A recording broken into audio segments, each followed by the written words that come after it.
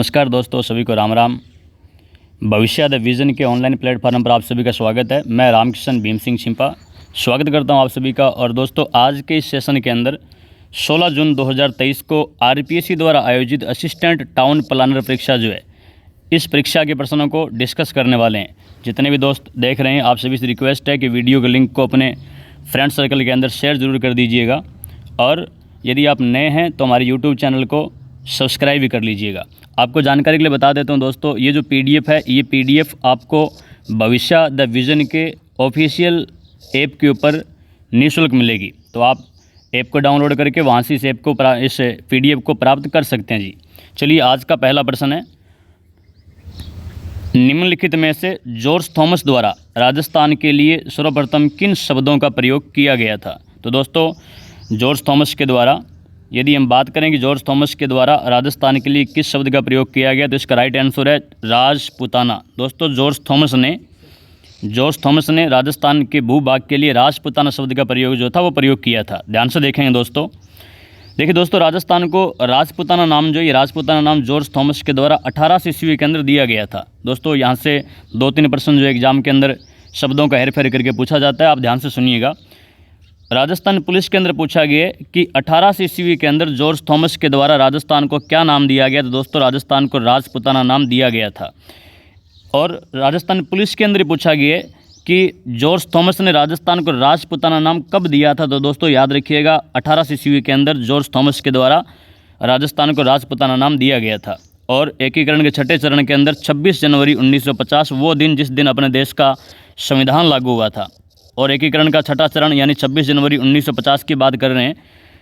26 जनवरी 1950 को राजपुताना का नाम जो है विधिवत रूप से बदल करके भारतीय संविधान के अंदर राजस्थान नाम लिखा गया था। आपको जानकारी के लिए बता देता हूं दोस्तों कि जॉर्ज थॉमस जो था, ये जॉर्ज थॉमस आयरलैंड का निवासी था। जॉर्ज थॉमस, और शेखावाटी क्षेत्र के अंदर आया था। शेखावाटी क्षेत्र के अंदर जॉर्ज थॉमस आया था। और बीकानेर के अंदर जॉर्ज थॉमस की मृत्यु बीकानेर के अंदर हुई थी। तो दोस्तों, आयरलैंड का निवासी जॉर्ज थॉमस जो था, शेखावाटी क्षेत्र के अंदर आया था और बीकानेर के अंदर इसकी मृत्यु हुई थी। आपको जानकारी के लिए ये भी बता देता हूं कि 1805 ईस्वी के अंदर, ध्यान से सुनिएगा, 1805 ईस्वी के अंदर विलियम फ्रैंकलिन, यदि हम विलियम फ्रैंकलिन की पुस्तक की बात करें तो विलियम फ्रैंकलिन की पुस्तक का नाम है the military memoirs of mister George Thomas. ध्यान से सुनिए दोस्तों, विलियम फ्रैंकलिन की पुस्तक का नाम है the military memoirs of mister George Thomas.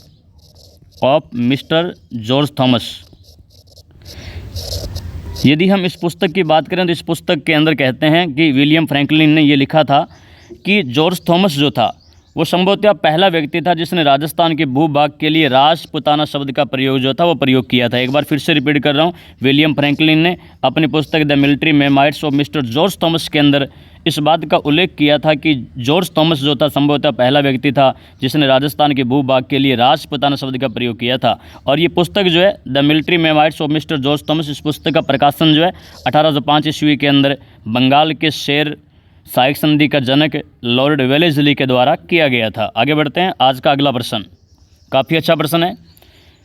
किसने अपनी कृति राव जेतशिरो छंद में राव लूणकरण को कलयुग का करण बताया है। फिर से रिपीट कर रहा हूं दोस्तों, किसने अपनी कृति राव जेतशिरो छंद में राव लूणकरण को कलयुग का करण बताया है। तो दोस्तों, इसका राइट आंसर है बिठू सूजा ने अपनी रचना राव जेतशिरो छंद के अंदर राव लूणकरण को कलयुग का करण कहा है। दोस्तों, ध्यान से सुनिएगा, राव लूणकरण की दानशीलता के कारण बिठू सूजा ने अपनी रचना राव जेतशिरो छंद के अंदर लूणकरण को कलयुग का करण कहा है। और ख़ास बात यह दोस्तों, करमचंद वंशोध कीर्तनम काव्यम जो जयसोम की रचना है, जयसोम महाराजा राय सिंह के दरबार का दरबारी कवि जयसोम जो था, जिसने करमचंद वंशोध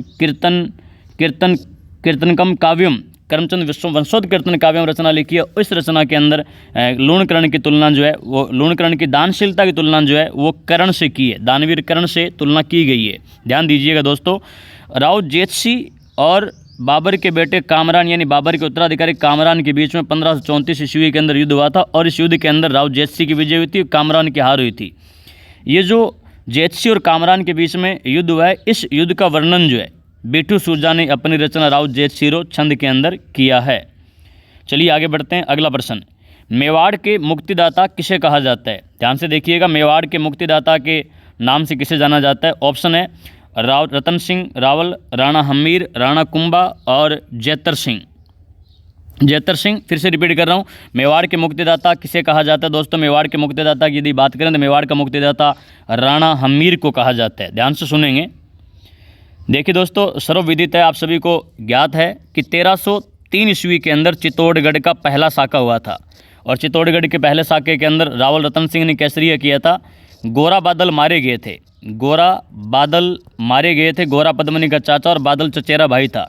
इसी चित्तौड़गढ़ के पहले साके, राजस्थान का दूसरा साका यानी चित्तौड़गढ़ का पहला साका जो था, इस साके के अंदर लक्ष्मण सिंह सिसोदा भी मारा गया था। दोस्तों सिसोदिया ठिकाने का लक्ष्मण सिंह सिसोदा भी मारा गया था। और आप सभी को विदित है कि 1303 ईस्वी के चित्तौड़ के पहले साके के बाद यदि दोस्तों हम बात करें तो चित्तौड़ के पहले साके के बाद अलाउद्दीन खिलजी ने चित्तौड़गढ़ को जीतने के बाद में यहाँ का प्रबंधन कार्य जो है अपने अल्पवयस्क बेटे खिजर खां को सौंपा। ध्यान से सुनेंगे दोस्तों, अपने अल्पवयस्क बेटे खिजर खां को सौंपा।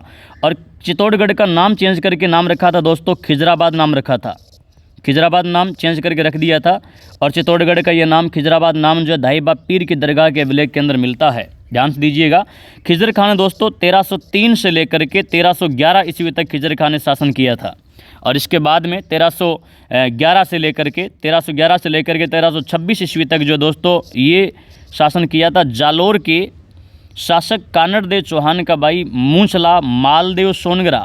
फिर से रिपीट कर रहा हूँ दोस्तों, ध्यान दीजिएगा, मालदेव सोनगरा जालोर के शासक कानड़देव चौहान का भाई मूंछला मालदेव सोनगरा ने 1311 से 1326 ईस्वी तक शासन किया था। ध्यान से सुनिएगा दोस्तों, इस समय दिल्ली पर खिलजी वंश का शासन जो था समाप्त हो गया था और तुगलक वंश का शासन जो था आरंभ हो चुका था। इस वजह से मेवाड़ पर शासन करना मालदेव सोनगरा के लिए आसान काम नहीं था। अतः कालांतर में लक्ष्मण सिंह सिसोदा के बेटे अरी सिंह के पुत्र यानी राणा हमीर ने सिसोदिया वंश की नींव 1326 ईस्वी के अंदर यानी मालदेव सोनगरा से ये क्षेत्र छीन लिया और छीन करके 1326 ईस्वी के अंदर सिसोदिया वंश की नींव रखी थी और राणा शाखा का आरंभ किया। ध्यान दीजिएगा, सिसोदा का जागीरदार होने के कारण ये जो थे सिसोदिया कहलाए थे। और इसके पश्चात मेवाड़ के सभी शासक जो थे सिसोदिया कहलाए, अर्थात गोहिल वंश सिसोदिया वंश के नाम से जाना गया। और राणा हमीर को दोस्तों मेवाड़ का उद्धारक कहा जाता है। राणा कुंभा द्वारा रचित रसिक प्रिया, राणा कुंभा राजस्थान के अंदर स्थापत्य कला का जनक राणा कुंभा, राजस्थान का हाल गुरु राणा कुंभा जो है, राणा कुंभा की रचना रसिक प्रिया जो कि जयदेव की गीत गोविंद पर टीका टिप्पणी है। एक तो रसिक प्रिया के अंदर, नंबर 2 दोस्तों अत्रि व महेश द्वारा विजय स्तंभ पर लिखी गई कीर्ति स्तंभ प्रशस्ति जो है, इन दोनों जगह जो है राणा हमीर को विषम घाटी पंचानन यानी युद्ध में सिंह के समान बताया गया। आपको जानकारी के लिए बता देता हूं दोस्तों, हिंदी ग्रंथालय की किताब के अंदर लिखा गया है कीर्ति स्तंभ प्रशस्ति एक किताब के अंदर, और किसी एक किताब के अंदर ये भी लिखा गया है कि ये विषम घाटी पंचानन जो है कुंभलगढ़ प्रशस्ति के अंदर कहा गया है। कुंभलगढ़ प्रशस्ति के अंदर कहा गया। भविष्य में यदि कोई प्रश्न आएगा तो मेरे हिसाब से वो प्रश्न डिलीट ही होगा, या तो दोनों ऑप्शन में नहीं होंगे या फिर एक होगा या दोनों होंगे तो प्रश्न डिलीट होगा। दोस्तों ध्यान दीजिएगा। खास बात ये भी है कि रसिक प्रिया के अंदर राणा हमीर को वीर राजा के नाम से भी जाना जाता है। राणा हमीर शक्तिशाली शासक था। अतः टोड ने, कर्नल जेम्स टोड राजस्थान के इतिहास के पिता ने राणा हमीर के बारे में कहा कि हिंदुस्तान में हमीर ही एक प्रबल राजा रह गया था, सब प्राचीन राजवंश नष्ट हो चुके थे। और राणा हमीर ने चित्तौड़गढ़ में दोस्तों अन्नपूर्णा माता का मंदिर का भी निर्माण करवाया था। आगे बढ़ते हैं, अगला प्रश्न काफ़ी अच्छा प्रश्न है दोस्तों। 1939 में कोटा राज्य प्रजामंडल की स्थापना रिकस्तान की अध्यक्षता में मांगरोल में की गई। तो दोस्तों 1939 में कोटा राज्य प्रजामंडल की अध्यक्षता जो है ये किसकी अध्यक्षता में मांगरोल के अंदर की गई, ये हमसे पूछा गया है। इसका राइट आंसर है दोस्तों नैनूराम शर्मा। ध्यान दीजिएगा, यदि हम बात करें नैनूराम शर्मा और कोटा राज्य प्रजामंडल के तो ध्यान से सुनेंगे दोस्तों। विजय सिंह पथिक द्वारा स्थापित राजस्थान सेवा संघ जो है इसके सक्रिय कार्यकर्ता थे नैनूराम शर्मा। और नैनूराम शर्मा ने सर्वप्रथम कोटा में बेगार प्रथा के खिलाफ आंदोलन चलाया था। अर्थात कोटा में जन जागृति का श्रेय जो है पंडित नैनूराम शर्मा को दिया जाता है। हाड़ौती क्षेत्र में जन जागृति के लिए, ध्यान दीजिएगा, हाड़ौती क्षेत्र में जन जागृति के लिए नैनूराम शर्मा ने हाड़ौती सेवा संघ की भी स्थापना की थी। और 1934 ईस्वी के अंदर दशहरे के अवसर पर पंडित नैनूराम शर्मा ने पंडित अभिन हरि के सहयोग से हाड़ौती प्रजामंडल की स्थापना की थी। और इसके हाड़ौती प्रजामंडल की बात करें तो इसका अध्यक्ष जो था हाजी फैज़ मोहम्मद थे और सदस्य था प्रभुलाल या प्रभुदयाल भी नाम कहीं कहीं मिलता है। और दोस्तों 5 साल के बाद में यानी 1939 ईस्वी के अंदर 12 के अंदर एक जगह पड़ती मांगरोल निवासी अभिन हरि ने नैनूराम शर्मा के सहयोग से हाड़ौती से अलग कोटा राज्य प्रजामंडल की स्थापना की और इसका पहला अधिवेशन जो है वो नैनूराम शर्मा की अध्यक्षता के अंदर मांगरोल 12 के अंदर ही आयोजित हुआ था। और ये जो कोटा राज्य प्रजामंडल है इसको मान्यता जो है 1940 ईस्वी के अंदर मिली थी। आगे बढ़ते हैं, अगला प्रश्न काफ़ी इजी प्रश्न है। 1857 के विद्रोह के प्रारंभ के समय राजस्थान में ब्रिटिश सैनिकों की कितनी छावनियाँ थी? तो काफ़ी इजी है दोस्तों, 6 सैनिक छावनियाँ थी। हम बात कर लेते हैं 6 सैनिक छावनियों की। दोस्तों यदि हम बात करें क्रांति के समय राजस्थान में 6 सैनिक छावनियाँ, तो ध्यान दीजिएगा। एक छावनी थी एरिनपुरा पाली में, नसीराबाद अजमेर में, ब्यावर अजमेर में। ये 2 सैनिक छावनियाँ नसीराबाद और ब्यावर दोस्तों, ये दोनों की दोनों सैनिक छावनियाँ जो थी, दोनों सैनिक छावनियाँ अजमेर के अंदर थी। और नीमच जो है ये नीमच कोटा में, लेकिन वर्तमान में नीमच मध्य प्रदेश के अंदर है।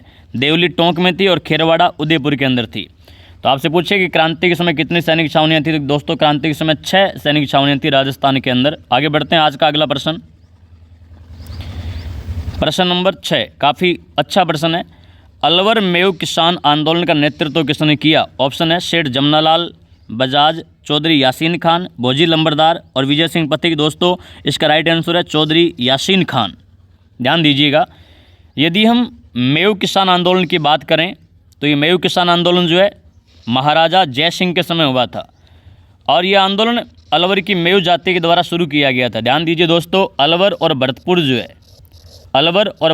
है, इस अलवर और भरतपुर को दोस्तों मेवात क्षेत्र के नाम से जाना जाता है। आरपीसी के अंदर काफ़ी बार पूछा गया है कि मेवात क्षेत्र में शामिल जिले कौन कौन से, तो अलवर और भरतपुर है और इस एरिया के अंदर मेवाती भाषा बोली जाती है। काफ़ी इंपॉर्टेंट प्रश्न है, ये दोनों सेकंड ग्रेड एग्जाम आरपीसी के द्वारा पूछे जा चुके हैं। अलवर और भरतपुर को मेवात क्षेत्र कहा जाता है और यहाँ पर भाषा मेवाती भाषा बोली जाती है। और अलवर की मेव जाति के द्वारा मेव किसान आंदोलन शुरू किया गया था, कारण था अत्यधिक लगान। और इस आंदोलन का नेतृत्व दोस्तों मोहम्मद अली के द्वारा किया गया था। आप प्रश्न को देख रहे हैं, इस प्रश्न के अंदर कहीं भी मोहम्मद अली ऑप्शन में नहीं है, यहाँ दिया गया चौधरी यासीन खान। लास्ट में नेतृत्व यासीन खान के द्वारा किया गया, इसलिए इसका आंसर जो है यासीन खान रहेगा। चलिए आगे बढ़ते हैं। अलवर की मेव जाति के द्वारा जय सिंह के समय अत्यधिक लगान की वजह से मोहम्मद अली के नेतृत्व में यह आंदोलन जो था आंदोलन शुरू किया गया था। ध्यान से सुनेंगे दोस्तों, अलवर के शासक जय सिंह के शिकारगढ़ में रहने वाले जंगली जानवर और जंगली सुअर किसानों की फसल बर्बाद कर रहे थे और जानवरों को मारने पर राजा ने पाबंदी लगा रखी थी। अतः इसके विरोध में 1921 में किसानों ने आंदोलन शुरू किया और लास्ट में सुअरों को मारने की इजाज़त देने पर सहमति मिली, तो यह आंदोलन जो था दोस्तों एक बार के लिए शांत हो गया। ध्यान दीजिएगा, 1923-24 में लागू किया गया भू राजस्व बंदोबस्त मेव किसानों में असंतोष उत्पन्न करने वाला था और 1932 में मेव किसान आंदोलन मेवात क्षेत्र में मोहम्मद अली के नेतृत्व में हुआ था।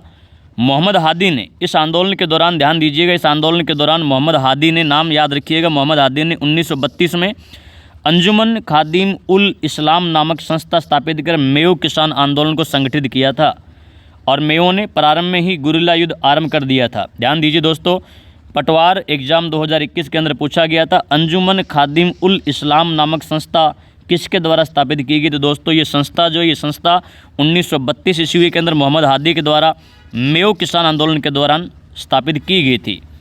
1932 ईस्वी के अंत में गुड़गांव के मेव नेता चौधरी यासीन खान ने इसका नेतृत्व संभाला था और आज के पेपर के ऑप्शन में यही चौधरी यासीन खान दिया गया था, न कि मोहम्मद अली। इस वजह से इसका आंसर यासीन खान रहेगा। दोस्तों ध्यान दीजिएगा, इस आंदोलन के बारे में यदि और देखें तो मेव आंदोलन जो है, यहाँ मेव आएगा, मेव आंदोलन प्रारंभ में आर्थिक स्वरूप लिए हुए था किंतु कालांतर में सांप्रदायिक रंग प्राप्त करने लगा। मेवों ने हिंदुओं के घरों की संपत्ति लूटना शुरू कर दिया। इस आंदोलन की जांच के लिए याद रखिएगा दोस्तों, अजीजुद्दीन बिलग्रामी के नेतृत्व में जांच समिति का गठन किया गया। पूछा गया इस समिति के बारे में, अजीजुद्दीन बिलग्रामी समिति मेव किसान आंदोलन के दौरान किसान आंदोलन की जाँच के लिए गठित की गई थी और इस समिति की सिफारिश पर ही मेव किसानों को विशेष राहत प्रदान की गई। खास बात यह दोस्तों कि 1933 में किसानों की मांगें जो थी मांगें मान ली गई और 1933 ईस्वी के अंदर ही भरतपुर की मेयो जाति द्वारा आंदोलन चलाया गया लेकिन इसे दबा लिया गया। भरतपुर की मेयो जाति के द्वारा आंदोलन चलाया गया लेकिन दबा लिया गया। आप ध्यान से सुनेंगे दोस्तों, 1931 ईस्वी के अंदर ग्रेड फर्स्ट के अंदर पूछा भी जा चुका है। 1931 ईस्वी के अंदर ये जो आंदोलन है,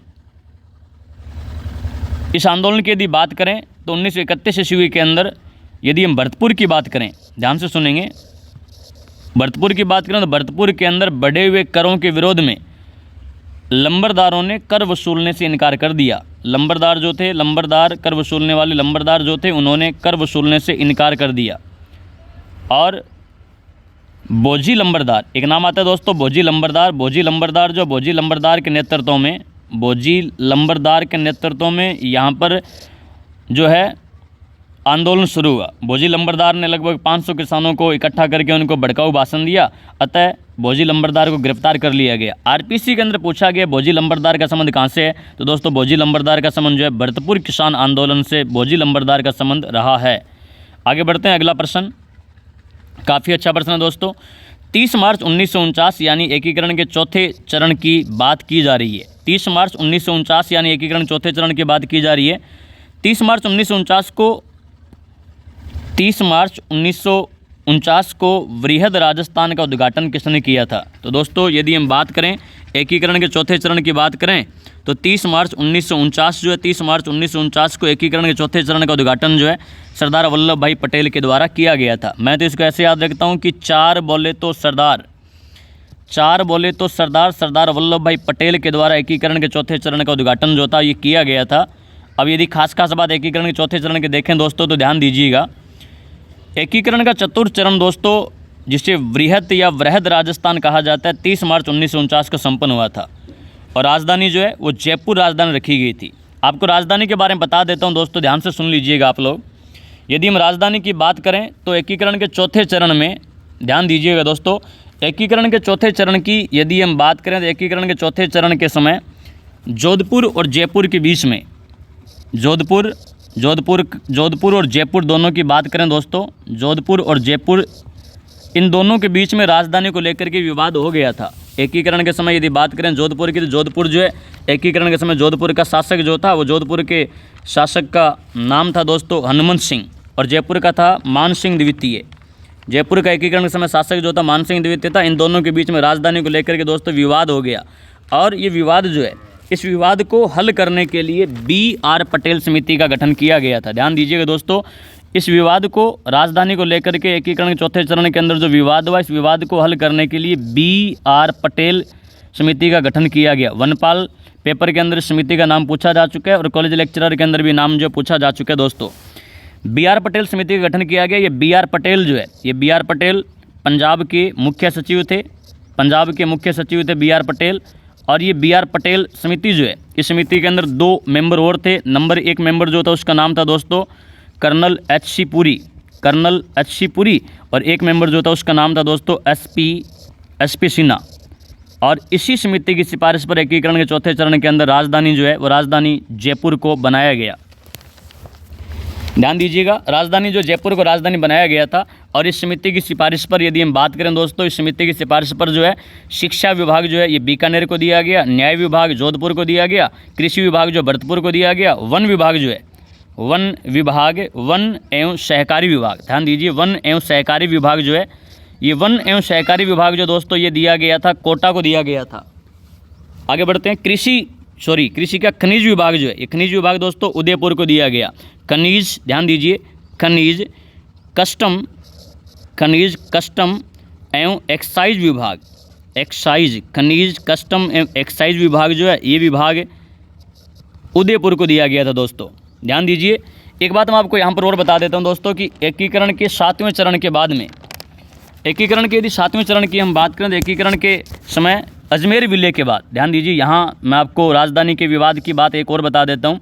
जब 7वें चरण के अंदर अजमेर मेरवाड़ा केंद्र शासित प्रदेश अजमेर मेरवाड़ा जो है, अजमेर मेरवाड़ा का विलय कर लिया गया, तो कहते हैं कि अजमेर मेरवाड़ा के विलय के बाद राजधानी को लेकर के फिर विवाद हुआ। और ये विवाद जो है, ये विवाद अजमेर और जयपुर के बीच में हुआ था। अजमेर और जयपुर के बीच में राजधानी को लेकर के फिर विवाद हुआ। इस विवाद को हल करने के लिए दोस्तों श्री पी सत्यनारायण राव समिति का गठन किया गया। श्री पी सत्यनारायण राव समिति, श्री पी सत्यनारायण राव समिति का गठन जो है ये 1957 के अंदर किया गया था दोस्तों। और यदि पी सत्यनारायण राव समिति की बात करें तो इस समिति के अंदर 2 मेंबर और थे। एक नंबर यदि हम बात करें, एक मेंबर की बात करें, उनका नाम था वी विश्वनाथन। ध्यान से सुनते रहिएगा, वी विश्वनाथन। एक मेंबर जो था उसका नाम था वी विश्वनाथन, और दूसरे मेंबर जो थे उनका नाम था दोस्तों वी के गुप्ता नाम था, वी के गुप्ता। और दोस्तों इस समिति ने यानी श्री पी सत्यनारायण राव समिति जो है, श्री पी सत्यनारायण राव समिति ने सिफारिश दी और जयपुर को राजस्थान की राजधानी बनाया गया। इसलिए हमें पढ़ने को मिलता है दोस्तों कि श्री पी सत्यनारायण राव समिति की सिफारिश के आधार पर जयपुर को राजस्थान की राजधानी बनाया गया। अब अजमेर की बात कर लेते हैं। श्री पी सत्यनारायण राव समिति की सिफारिश के आधार पर अजमेर जो है, अजमेर को राजस्व विभाग दिया गया दोस्तों। अजमेर को राजस्व विभाग दिया गया था। तो ध्यान दीजिएगा दोस्तों, यदि राजधानी विवाद की बात करें तो 2 समितियां आप याद रखिएगा। 2 समिति कौन कौन सी? नंबर 1 आपको समिति याद रखनी है, उस समिति का नाम है BR पटेल समिति। और नंबर 2 समिति श्री पी सत्यनारायण राव समिति जो आपको अच्छे से याद रखनी है। चलिए और कुछ बातें करते हैं।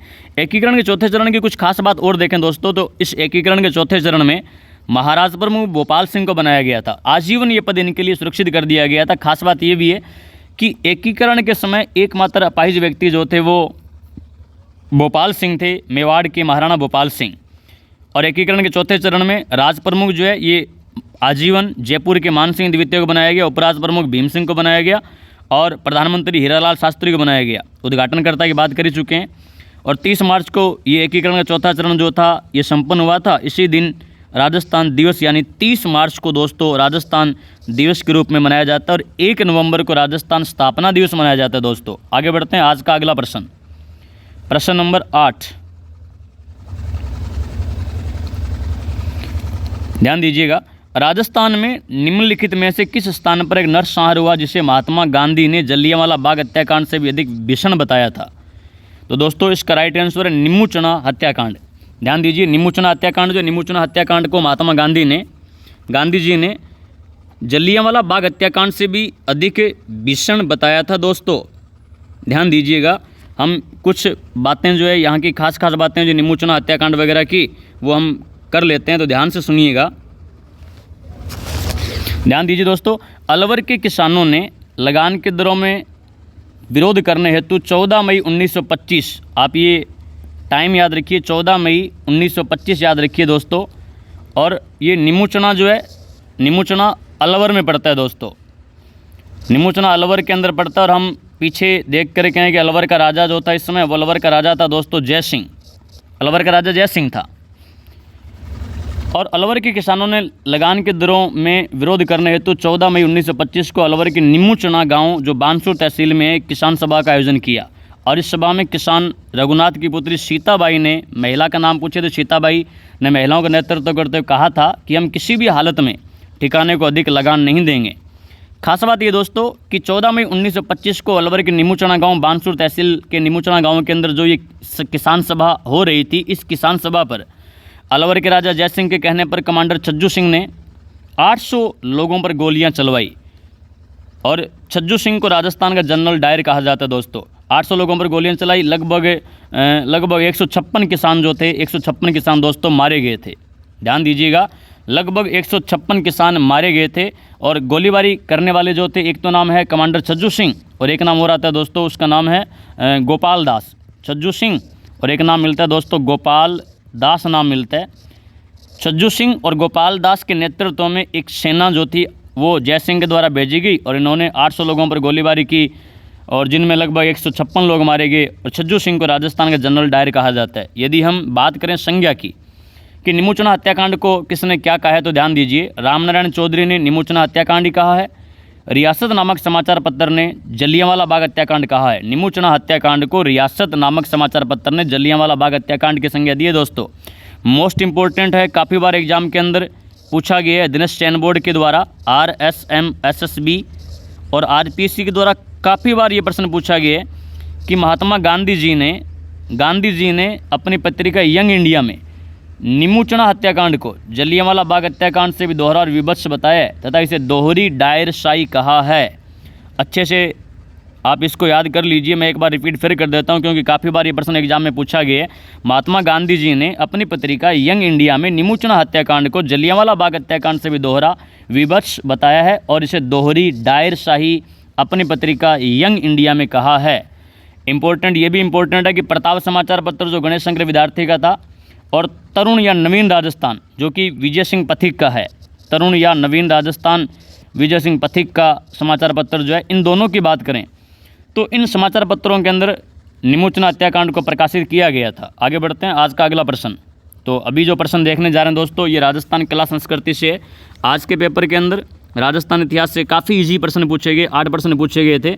कला संस्कृति से 7 प्रश्न पूछे गए थे, तो मैं आपको इन 7 प्रश्नों के आंसर भी बता देता हूँ।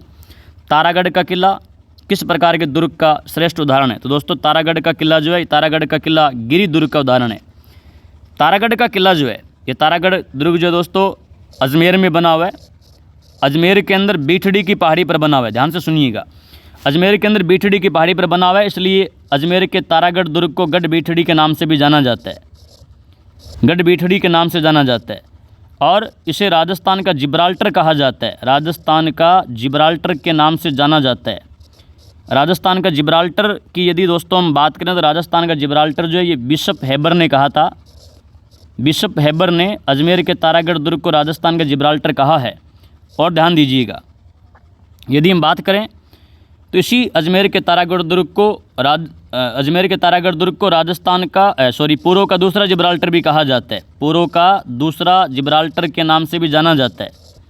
और पूर्व के दूसरे जिब्राल्टर की बात करें दोस्तों तो पूर्व का दूसरा जिब्राल्टर 1832 ईस्वी के अंदर लॉर्ड विलियम बेंटिंग के द्वारा कहा गया। आपको जानकारी के लिए बता देता हूं दोस्तों, ध्यान से सुनिएगा।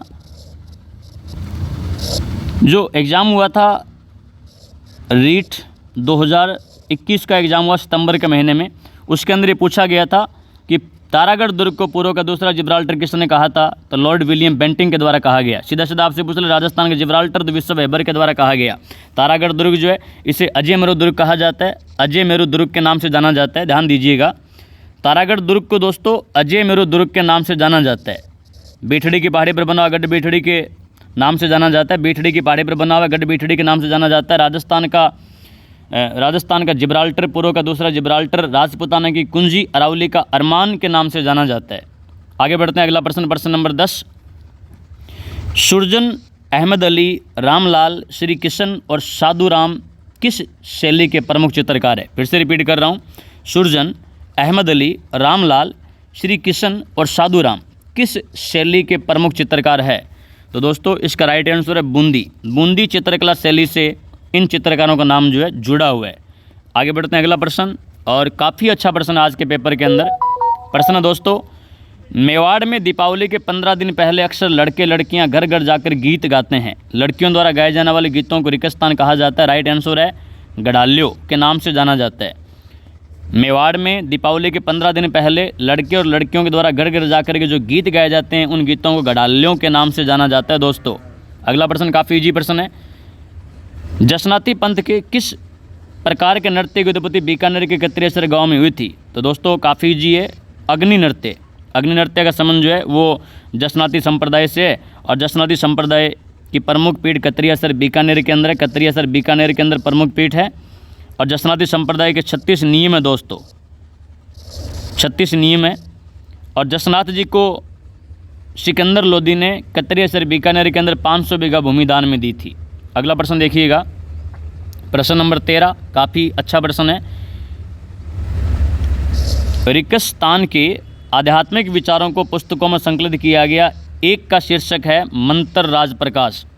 तो वो पुस्तक दोस्तों जिसका शीर्षक है मंत्र राज प्रकाश।